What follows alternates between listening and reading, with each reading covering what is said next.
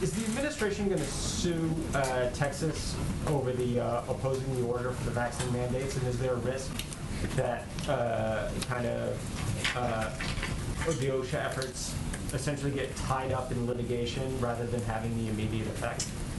Well, Josh, these requirements are promulgated by federal law. So when the president announced his vaccine mandates for businesses, that of course we're waiting on OSHA regulations for as a next step. That was pursuant to federal law and the implementation of federal law because it's an executive order. So our intention is to implement and continue to work to implement these requirements across the country, including in the states where there are attempts to oppose them. I will say, since you gave me the opportunity, Governor Abbott's executive order banning mandates, and I would also note announcement by Governor DeSantis this morning, essentially banning the implementation of mandates, fit a familiar pattern that we've seen of putting politics ahead of public health.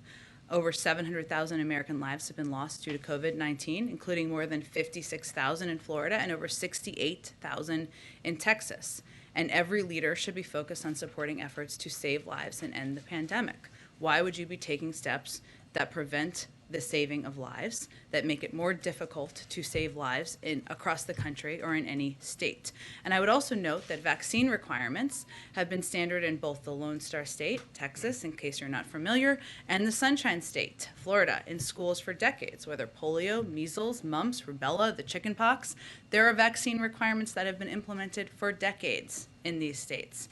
So these decisions put these two leaders out of step with both long-time requirements, a history of vaccine mandates, but also many business leaders in their states and many businesses that are based in their states, including Disney and American Airlines.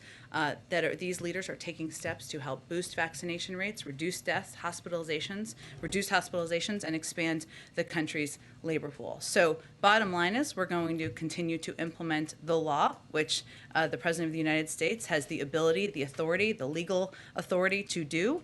And we are going to continue to work to get more people vaccinated to get out of this pandemic. The President will use every lever at his disposal to do that.